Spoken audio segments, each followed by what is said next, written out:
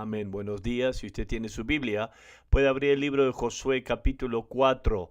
Estamos continuando lo que es nuestra serie, Piedras Conmemorativas, lecciones de nuestra historia, y diciendo, no nada más diciendo historias de nuestra iglesia, de compañerismo, su origen, pero más que esto, más que nostalgia, estamos aprendiendo lecciones de quién somos, la manera que nosotros organizamos nuestras iglesias, nuestro compañerismo aún el día de hoy. Josué 4:4, esto es nuestro pensamiento de piedras conmemorativas. Entonces Josué llamó a los 12 hombres que él había designado entre los hijos de Israel, uno por cada tribu, y le dijo Josué: pasad ante el arca de Jehová, vuestro Dios, hasta el medio del Jordán, y cada uno de vosotros tome una piedra sobre su hombro, conforme al número de la tribu de los hijos de Israel, para que esto sucede como una señal entre vosotros, y cuando vuestros hijos pregunten a sus padres mañana ¿qué significa esta piedra?, le responderéis: las aguas del Jordán fueron divididas delante del arca del pacto de Jehová.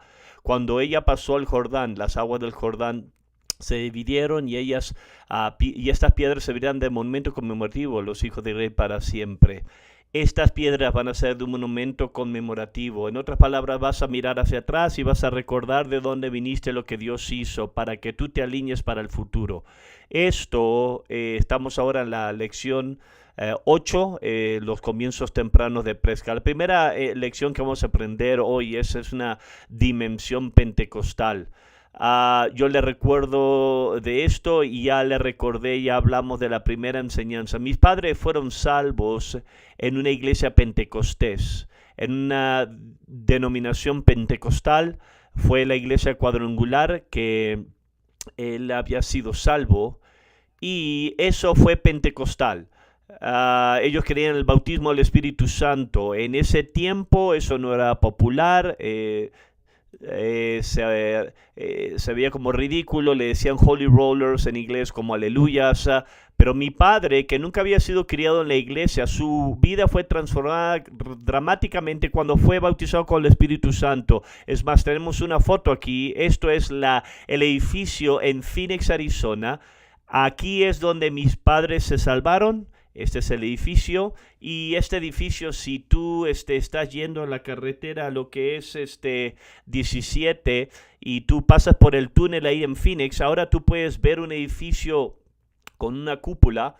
Creo que hay una secta ahora mexicana y hispana, una iglesia ahí, pero ese es el edificio que ahora ellos están. Pero ese es el edificio original, y una de las cosas que pasó después que mi padre se salvó fue que una mañana él, cuando respondió a la llamada al altar, él estaba orando en el altar. Dice que alguien vino detrás de él y puso su mano ayudándolo a él a orar, y instantáneamente él fue poderosamente bautizado con el Espíritu Santo. No fue algo apagado.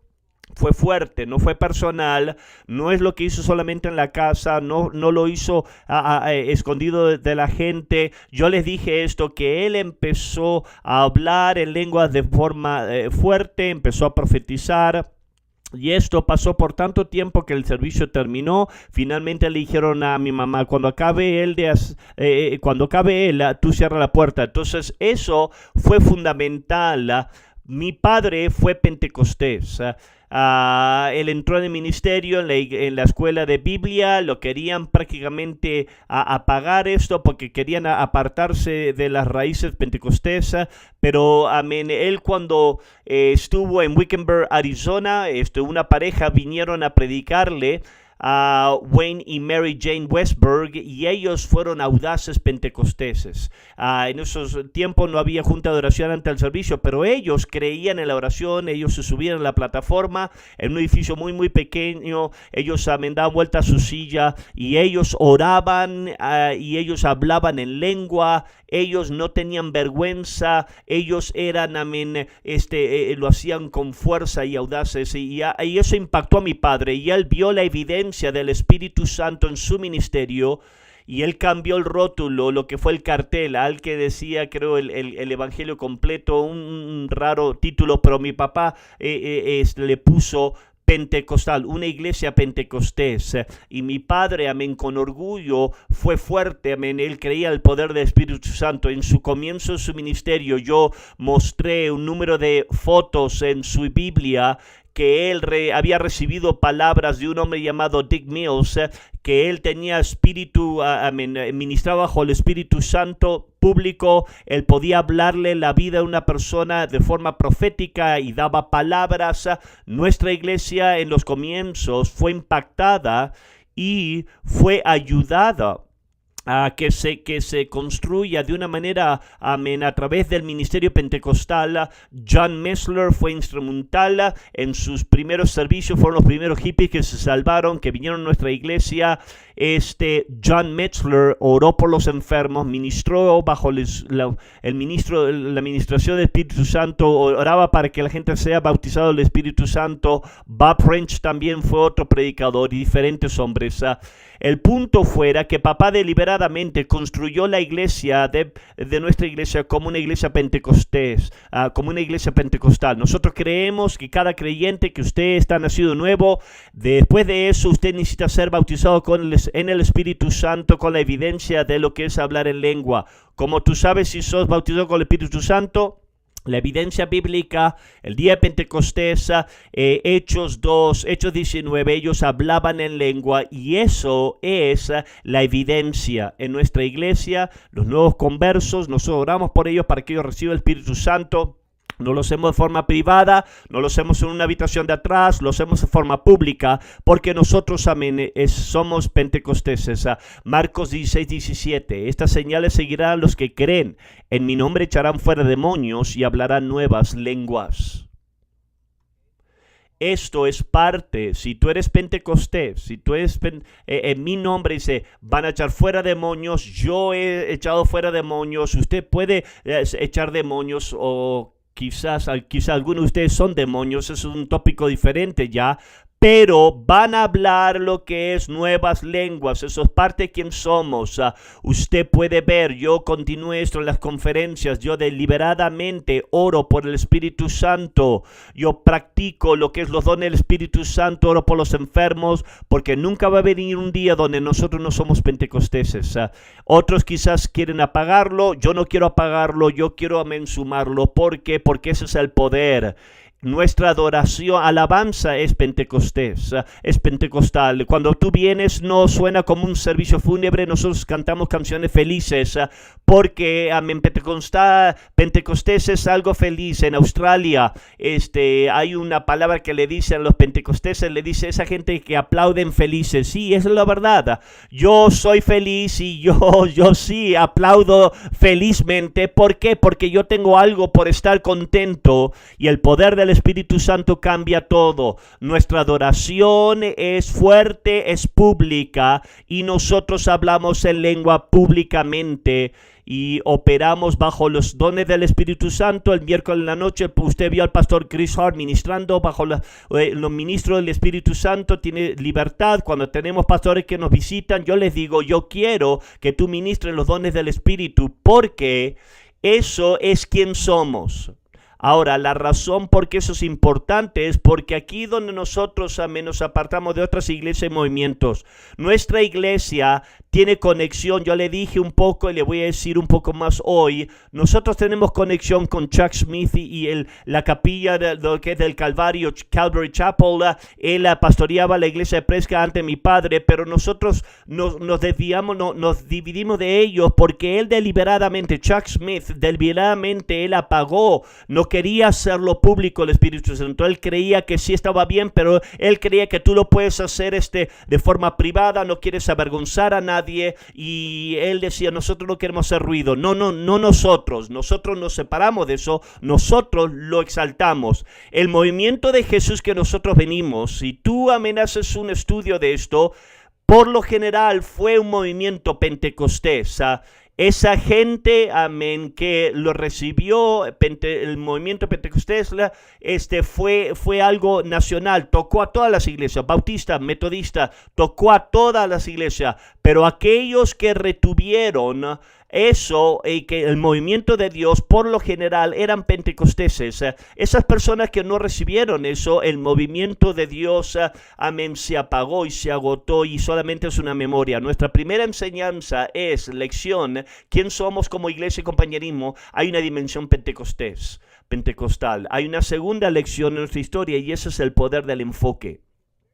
Es muy común, y esto es verdad en cada iglesia a través de todo el mundo, que tú vas a tener gente que ellos tienen ideas de lo que la iglesia debe ser, de lo que la iglesia debe involucrarse, y es muy común que mucha gente va a tratar de presionar al pastor para que él acepte sus ideas. El movimiento de Jesús empezó a lo que es tocar a América y nuestra iglesia empezó, nosotros agarramos los primeros hippies, Ron en Susiboro, recibimos a hippies, ellos fueron los primeros y la mayoría de los hippies estaban involucrados de una manera u otra en drogas. Entonces la gente empezó a escuchar que nuestros drogaditos se estaban salvando y estaban siendo libertados, y algunos de ellos le preguntaron a papá que se puedan juntar con ellos. Y le dijeron a papá que su visión, lo que ellos querían hacer en el área local era que ellos querían empezar un ministerio de rehabilitación de drogas. Ellos querían que los drogadictos se aparten de las drogas, eso es admirable, pero aquí está el problema. Ellos no lo querían hacerlo con parte de la iglesia. Esto lo querían hacer, ellos lo querían hacer separadamente de la iglesia.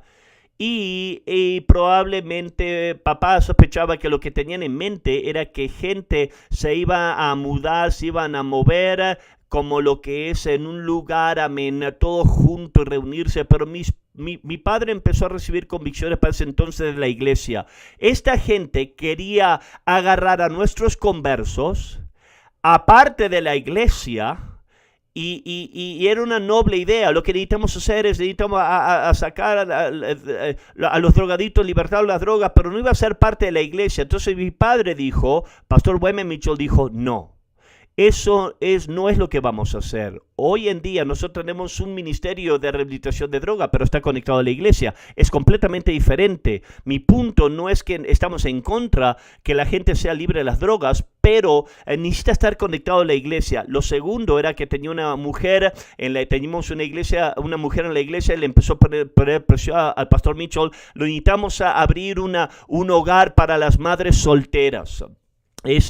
Las muchachas que quedan embarazadas, un lugar donde las mujeres puedan venir aquí, puedan ayudarlas, pero el problema era que eso no tenía nada que ver con la iglesia en ese entonces. No estamos hablando ahora de lo que era una pecadora que se salvaba, que ahora estaba embarazada. No era lo que tenían en mente. Lo que tenían en mente era que nosotros vamos a esparramar la palabra. Todo ha cambiado hoy en día. Antes era una vergüenza, era vergonzoso que una jovencita quedaba embarazada y la familia muchas veces en vergüenza la mandaban para que tenga el bebé, para que lo den adopción o lo que sea, y después regresaba. Entonces lo que esta mujer estaba proponiendo era, vamos a hacer esto, vamos a desparramar la palabra. Si tú tienes una jovencita que está embarazada, tráela a Presca a nuestro hogar de madres solteras. No van a ser parte de la iglesia, vamos solamente a ayudarlas a la jovencita embarazadas, y después que daban luz, ellas se iban a ir, y una vez más, lo que papá dijo, él dijo, eso es una distracción, eso no es parte de la iglesia. Todo lo que nosotros hacemos tiene que ser medido por la iglesia. ¿Qué es lo que hace esto para la iglesia? ¿Cómo esto va a afectar a la iglesia? ¿Qué son los negativos? ¿Por qué? Porque él creía, vamos a hablar de esto más adelante, en unas lecciones más adelante, el plan de Dios en la tierra es la iglesia.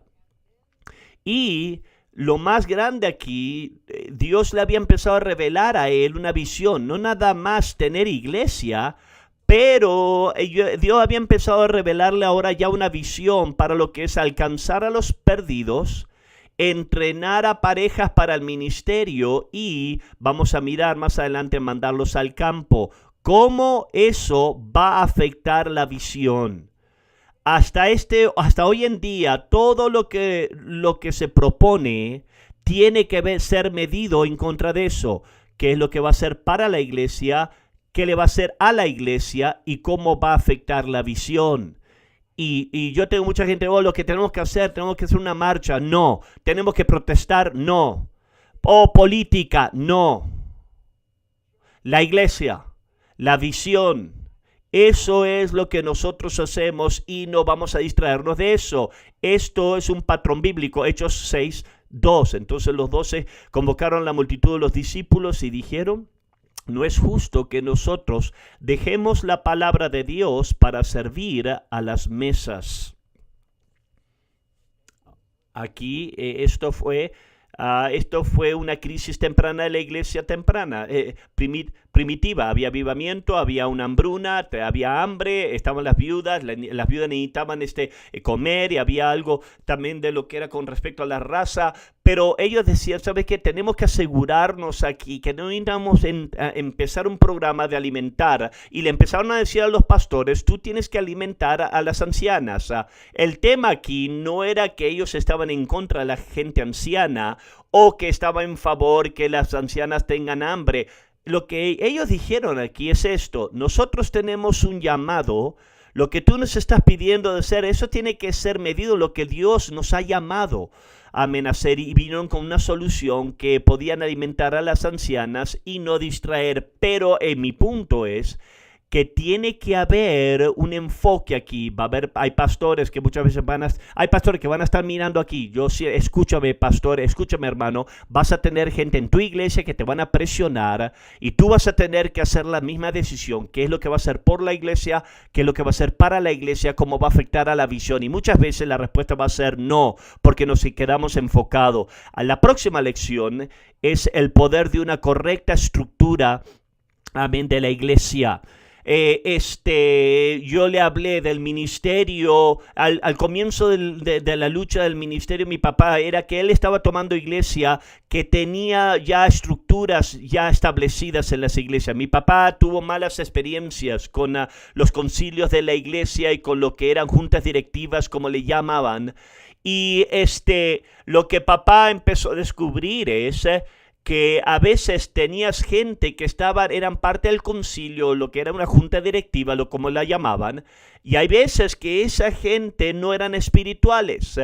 ¿Por qué eran parte del concilio o la junta directiva? ¿Por qué? Porque tenían dinero quizás, o tenían conexiones de familia o poder, sea lo que sea. Entonces, ellos deliberadamente, de forma efectiva, estaban corriendo, estaban encargados de la iglesia. El pastor escuchaba de Dios. Yo le dije, en Eugene, Oregon, el avivamiento empezó a soltarse con un avivamiento de John Mesler. Mucha gente se salvó, jóvenes empezaron a se salvaron.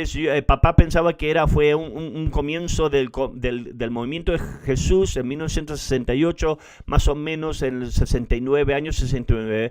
Tenía gente en el concilio en ese momento que ellos resistieron. No importa que tú eres el pastor que escuchaste de Dios, nosotros no nos gusta esto. Entonces, esto fue un problema. Carson, California, yo les dije que mi papá solamente se quedó ahí. Había un número de mujeres pastoras ahí que estaban parte del concilio, y ellos ahora estaban peleando sobre todas las cosas. Entonces, yo no sé si tú entiendes esto, pero esto es común en las iglesias, que el concilio de la iglesia, en muchas maneras, ellos están encargados y dirigen a la iglesia. Hay muchas veces que las iglesias, que ellos toman al pastor y lo reciben, y si no les gusta, se deshacen del pastor. Diferentes niveles de control. Yo estaba haciendo esta serie y estaba hablando con uno de los pastores, de nuestros pastores. Me decía una historia que uno de nuestros pastores en nuestras iglesias, que él en su comunidad, de un hombre que ha dividido muchas iglesias. Es muy problemático. Este hombre entra en una iglesia y divide las iglesias, y él escuchó que este hombre ahora está en una iglesia bautista. De una manera u otra estaba hablando con el pastor bautista y le dijo: hey, yo escuché que ese hombre está yendo a tu iglesia, tú sabes que es problemático, vas a tener que tratar con ese hombre. Y el pastor le dijo: ¿sabes qué? Yo no tengo el poder para tratar con él, no me van a dejar. Él tiene conexiones, yo no puedo removerlo del ministerio. Si tendría un caso, removerlo de la iglesia, dice: yo no puedo, yo no tengo el poder. Entonces, cuando papá vino a Prescott, él deliberadamente estructuró la iglesia Nosotros no somos dirigidos por el concilio, no somos una iglesia dirigida por el concilio, somos dirigidos por pastores. Y esto es verdad en todas nuestras iglesias. El propósito principal del concilio es rendición de cuentas financieras. Lo que tú, quieres, nuestra iglesia ha crecido, ¿ves? De vender tacos, de tratar de levantar dinero, ahora nosotros tenemos recursos grandes que están fluyendo. Lo que tú quieres es contabilidad, ¿verdad? En nuestra iglesia estamos en un punto ahora donde yo no veo el dinero, no toco el dinero, yo no cuento el dinero, eso nos protege, pero lo que tú quieres es otros ojos que miren el dinero, ¿verdad? Cada centavo que entra y cada centavo que sale, eso es el propósito principal del concilio. Y si van a dar aviso, yo valoro su aviso, muchas veces busco por su aviso, muchas veces, pero nuestra iglesia, el concilio de nuestra iglesia no dirige a la iglesia. Eso es una distinción importante, porque esto nos ha permitido, yo no tengo que pedirle al concilio, piensen que es una buena idea plantar una iglesia o hacer un evangelismo. Nosotros somos dirigidos por pastores. Ahora, nosotros más adelante vamos a hablar un poquito de otras cosas. Hay otros niveles de lo que es contabilidad y esto es importante. Hay iglesias que nos están mirando, hay pastores que ellos se están desviando y que terminan en lugares por una razón u otra donde el concilio ahora se pone con poder y dirigen y hacen decisiones. Eso no es saludable, eso no es quién somos, y te estoy dando esto como un punto de quién somos. Entonces vamos a hablar de lo que es nuestra historia. Cuando mis padres vinieron en 1970, nos estábamos reuniendo en la calle Lincoln, en Prescott. Creo que en ese tiempo se podían sentar oficial 65 o 72 personas. Nosotros empezamos a crecer hasta 175, estábamos repleto en el edificio. Entonces nosotros se convirtió claro que no podíamos quedarnos ahí. Entonces la iglesia poseía propiedad en la calle Ruth. Ahora no puedo confirmar esto porque todo el mundo ya ha fallecido, pero creo que el pastor anterior, Fred Cowan, que tuvo la previsión de comprar un terreno en la calle de Ruth, una ubicación muy buena cerca de la preparatoria. Tenemos unas fotos aquí. Esto es 1968. Aquí está la calle Ruth. Esto es la dedicación aquí de lo que es el edificio de Ruth. Aquí está, te voy a dar un poquito de información divertida. Mis padres fueron salvos bajo dos pastoras mujeres. Aquí están con la pala. Ahí la mujer que tiene, esa era la pastora Mary Jane. Esa era una pastora, y la otra pastora que estaba ahí con la otra pala era Louise Webster. Ellas dos eran las pastoras de la iglesia cuando mi papá se salvó. Aquí está un poquito de información. Louise Webster es la cuñada de Chuck Smith, la esposa de Chuck Smith, Kay. Acuérdate que yo hablé de ella. Kay fue la que ella tuvo el corazón y la visión para lo que es poner presión para que empiece a alcanzar a los hippies en California. Louise, la hermana aquí, era la hermana de ella. Aquí hay un poquito de información para ti. La próxima foto aquí, tú puedes ver, algunos de ustedes pueden ver detrás, ahí está la Casa Verde. Eso te dice más o menos dónde está. Están dedicando aquí esta tierra aquí, porque nosotros teníamos esa tierra. En 1972 empezamos ahora a edificar un edificio en el 937 calle Ruth. Tenemos otras próximas fotos aquí. Está en la construcción que estaban haciendo. Próxima foto aquí. Ellos están edificando la iglesia, el edificio, y esto nos dio espacio para crecer. Creo que la edificaron a más o menos a 300 personas, 350 personas que se podían sentar. Y es más, tenemos, Dios bendiga a Phil Payson, él tomó un video con una cámara de video. Eso es una película de la construcción aquí. Ellos estaban, ahí está la calle, la Casa Verde allá atrás, que la llamábamos, aquí está el carro de papá, Dodge Dart, su carrito. Aquí estaba papá parado ahí. Un joven, Wayman Mitchell, con su vestimenta, su manera de vestir. Siempre él le gustaba el color rosita y fosforescente verde, y viste el pastor Gega ahí rápido, y mi mamá ahí estaba, y era la iglesia cuadrangular. Ese tiempo era parte de esa denominación. Y es aquí donde había terminada, fue todo el edificio, y aquí no estaba mi pavimentado en lo que era el estacionamiento. Eso nos dio lo que fue espacio para crecer. Ahora, la próxima lección es el poder de la iglesia local. La gran parte del cristianismo opera sobre el principio de que la iglesia no es suficiente. En otras palabras, le gusta la iglesia, dice la iglesia es buena, pero no creen que la iglesia es suficiente. Entonces eso se desarrolla diferentes maneras. Si tú tienes gente que ellos sienten el llamado para pastorear, entonces ¿cómo van a ser entrenados? Bueno, claramente no puedes hacerlo en la iglesia. Entonces la iglesia no estaba equipada para eso. Entonces ahí donde la idea vino, el colegio bíblico o el seminario, donde la iglesia no podía hacer eso, y lo que la mayoría de la iglesia los mandaba lejos. Y hablamos eso la semana pasada. Tuvimos 2 jóvenes que fueron a un colegio bíblico y casi los arruinó.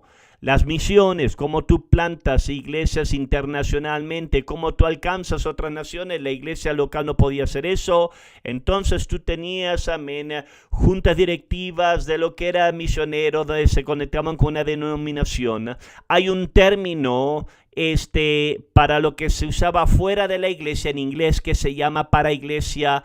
Quiere decir a un lado de la iglesia. Lo que dice, sabes que junto a la iglesia, a un lado de la iglesia, vas a hacer cosas para que entrenen, para que los manden. Y hay una tonelada de ministerios en el mundo basado en esta idea de que la iglesia local no puede hacer eso, no está equipada, no es suficiente grande para hacer el trabajo. Mi papá, por otra parte, empezó a llegar a la conclusión de que el plan de Dios en la tierra es la iglesia local. Efesios 1, 22 y 23 es absolutamente fundamental quién somos, y vamos a mirar: y sometió todas las cosas debajo de sus pies, y lo dio por cabeza todas las cosas a la iglesia, la cual es su cuerpo, la plenitud de aquel que todo llena en todo. Entonces vamos a mirar esto. La iglesia está hablando de Jesús. Él es la cabeza de la iglesia. El pastor no es la cabeza. Jesús es la cabeza de la iglesia. Entonces la Biblia dice, versículo 23, mira lo que dice aquí: la iglesia es su cuerpo. Como Dios opera en la tierra, nosotros somos su cuerpo. Nosotros somos sus manos, su boca. Nosotros somos quien llevamos su voluntad. Pero la próxima palabra es fundamental. Mi padre vino a esta revelación. La iglesia es la plenitud. Completamente significa eso. En otras palabras, todo lo que Dios quiere hacer en la tierra va a pasar a través de la iglesia local. Ese es el plan de Dios. Entonces la idea de que tú sales de la iglesia afuera para entrenar hombres, para mandar misioneros o para hacer cualquier otra cosa, eso bíblicamente es incorrecto. Ese versículo se convirtió fundamental en quién somos. Ahora, esto vino en enfoque con el entrenar jóvenes para el ministerio, la formación de jóvenes para el ministerio. Yo le dije la semana pasada, unas semanas atrás, yo le dije que 2 de los jóvenes vinieron a mi papá. Pensamos que Dios nos está llamando para predicar. Mi padre dio el único aviso que sabía ese momento. Fue el mismo aviso que le dieron esas mujeres a él cuando él era un joven converso, que tú tenías que ir a la escuela bíblica, colegio bíblico. Ellos fueron 2 diferentes escuelas bíblicas y en la opinión de papá, ellos casi fueron arruinados. Extrañas doctrinas, cada uno de ellos casi resbaló. Entonces papá, yo lo expliqué la semana pasada, él dijo, eso no es bueno. La escuela bíblica claramente no va a funcionar. Entonces él empezó a estudiar la palabra de Dios. Lo segundo es que estábamos hablando del grupo de impacto, evangelismo. Mi papá estaba tan emocionado de lo que Dios estaba haciendo. Él quería que todo el mundo tenga lo que teníamos en su mente. ¿Quién no querría pecadores, amén, que vengan y se salve. Para él eso es lo más emocionante de todo, y nosotros mandábamos este grupo de música, mandábamos evangelismos para otras iglesias. Y esto fue increíblemente frustrado. Amén. Yo le escribí que el problema era que mi padre empezó a descubrir que había iglesias que realmente no querían a pecadores en sus iglesias. Entonces nosotros estábamos trayéndole pecadores y la iglesia decía, no, nosotros no queremos, no los queremos, o no creían lo que nosotros creemos. Entonces, si ellos se quedaban en la iglesia, cuando tú le hablabas después, dice, hey, ¿qué te pasó? ¿Qué fue lo que...? Eso es extraño lo que estás creyendo. Entonces, ahora mi padre empezó a tener una revelación de que lo que va a tener que pasar era que nosotros necesitamos en cada ciudad, necesitamos a gente que ame lo que amamos, pecadores, y que crean lo que nosotros creemos. ¿Cómo nosotros posiblemente hacer eso? No puedes darle un cuestionario a la gente y decir, ¿sabes qué? Tú crees esto, otro no. Es un espíritu, ¿verdad? Entonces mi padre, amén, llegó a la conclusión, nosotros vamos a tener que entrenar parejas, hombres en la iglesia. Mi padre empezó a estudiar la palabra de Dios y él vio que el plan de Jesús no fue el colegio bíblico, fue discipulado. Mantén en mente esto, que los judíos tenían muchas escuelas de escrituras. Ellos tenían una forma donde un hombre estaba interesado, podía ir con un maestro y aprender escritura. Jesucristo no usó esa fórmula, Jesucristo usó discipulado. Discipulado, número uno, es un ejemplo vivo. Hoy en día es Día de Padre y recibí muchos textos hoy de mucha gente que son nuestros conversos, hombres que yo he entrenado para el ministerio y están diciendo, el ejemplo que yo he puesto para ellos, eso es discipulado, tú tienes que vivirlo, tú nada más no puedes decir lo que nosotros que leemos en un libro. Es un ejemplo vivo, es instrucción bíblica, ¿verdad? Nosotros enseñamos la Biblia cada mañana y que yo estoy aquí. Yo respondo preguntas y muchas veces de la Biblia, yo enseño discipulado, instrucción bíblica. La tercera es impartición de espíritu, es mucho más que aprender un libro, es un espíritu. Y los hombres tienen que recibirlo, agarrarlo. Eso es muy importante, parte de eso. Tú tienes que tener el espíritu de tu pastor. Y lo cuarto es que discipulado es un énfasis en el carácter. Esto es el error de lo que es el colegio bíblico. Tú puedes hacer un desastre de persona, pero si tú puedes aprender un libro, tú cualificas para pastor. Pero bíblicamente es el carácter. Yo te reto. Amén. Lee la lista de Timoteo, las cualificaciones de pastora, y casi todas de ellas son basadas en el carácter. Y eso es una de las cosas que pasa cuando estás entrenando hombres, estás mirando su carácter, cómo tú tratas a la gente, tu matrimonio, son tu moralidad. El discipulado está conectado con evangelismo. Tú dices, tú quieres ser un discípulo, tú nunca testificas, nunca vas a evangelismo. Todo lo que quieres aprender el libro, eso no es un discípulo. Involucración en el ministerio. Si tú quieres hacer algo para Dios, tú tienes que involucrarte en un ministerio en la iglesia local. No me interesa cuál sea, pero ministerio es como tú vas a aprender fidelidad.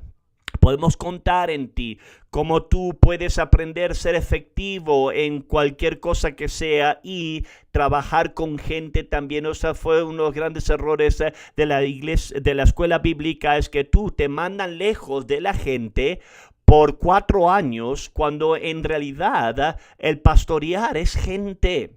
Si tú no estás aprendiendo esa enseñanza, entonces discipulado, todo lo que mi papá empezó a hacer, él empezó a entrenar y comenzó a entrenar a algunos jóvenes, amén, que se convirtieron, que se salvaron, y él empezó a poner el ejemplo, empezó a enseñarle la Biblia, a impartir su espíritu y todas estas cosas, y en real ministerio empezó ahora a ser discípulos.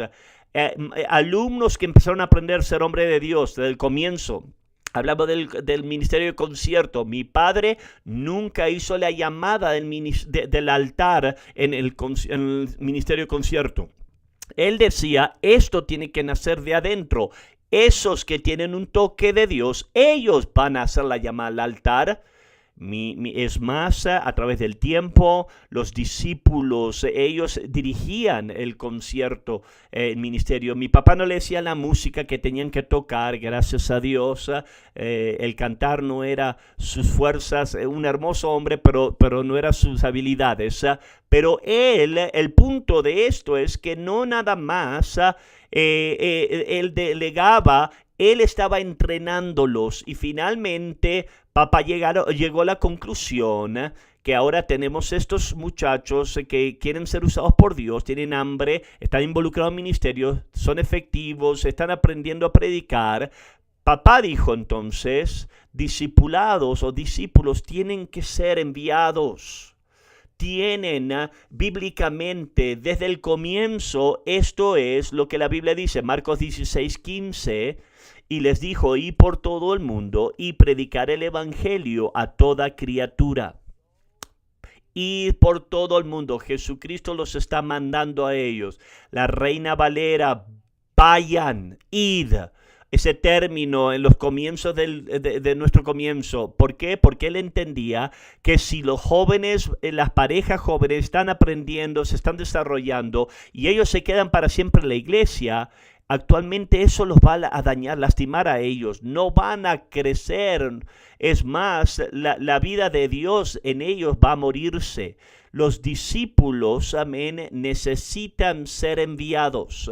En el Nuevo Testamento, amén, toda la idea del evangelio, de lo que es tener un discípulo, en lo que es los círculos cristianos escriben este libro de discipulado que nunca hicieron un discípulo. Para ellos es carácter, aprender, seguir a Jesús. Absolutamente todo está bien, pero los discípulos en el evangelio son mandados. Lucas 9:2, y los envió a predicar el reino de Dios y a sanar a los enfermos.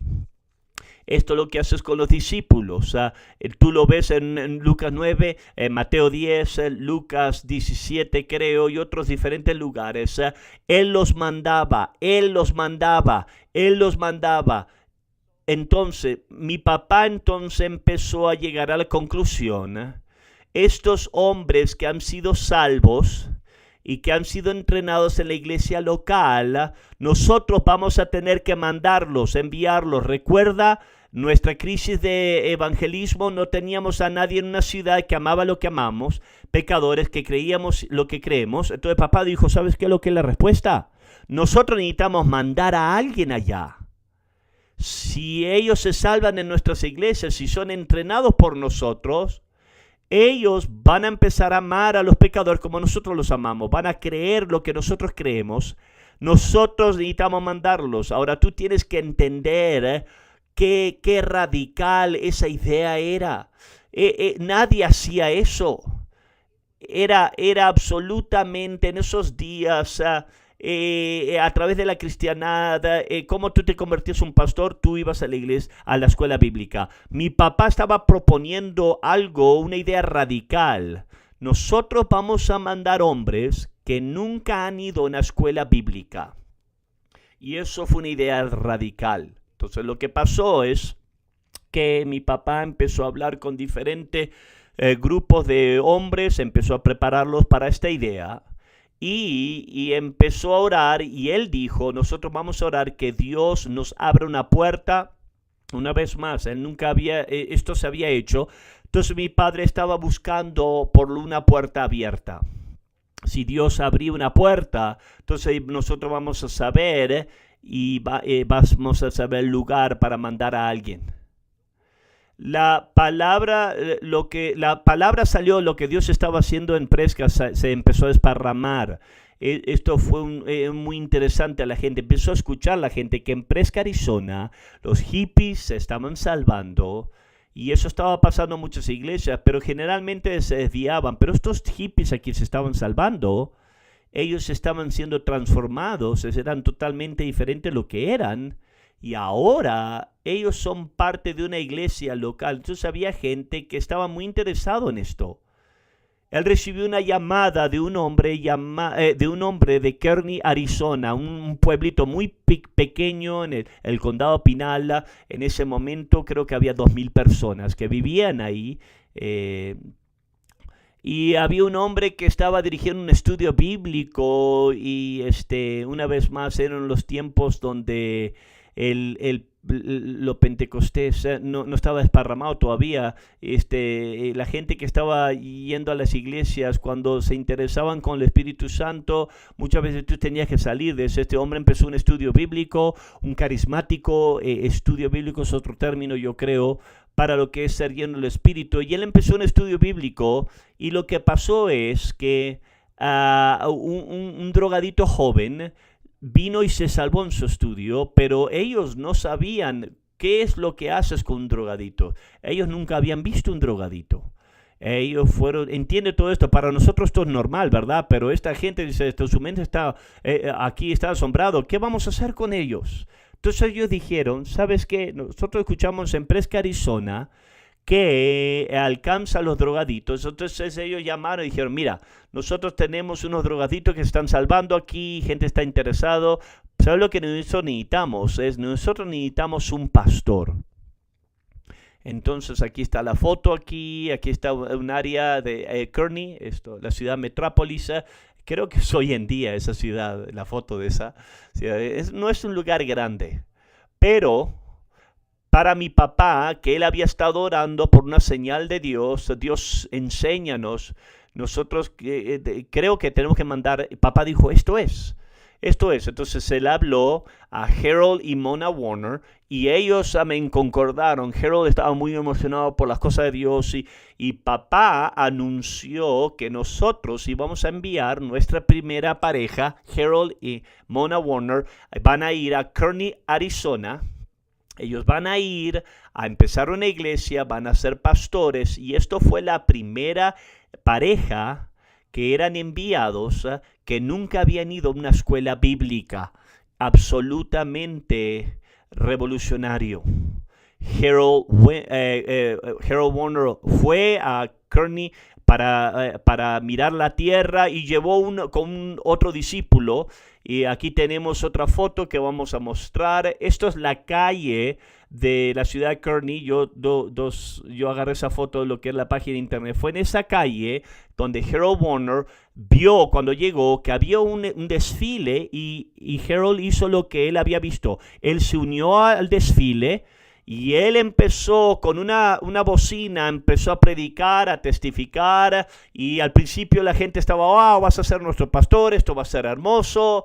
Harold Warner dice que él estaba en el desfile ahí con firmeza predicando acerca de Jesús. Dice que al pasar el hombre líder del estudio bíblico que lo había invitado, él tenía una tienda y cuando él estaba predicando, él miró al hombre y el hombre que lo había invitado, él estaba parado en la puerta de su negocio de joyas y Harold dijo, este hombre no está gozando de esto.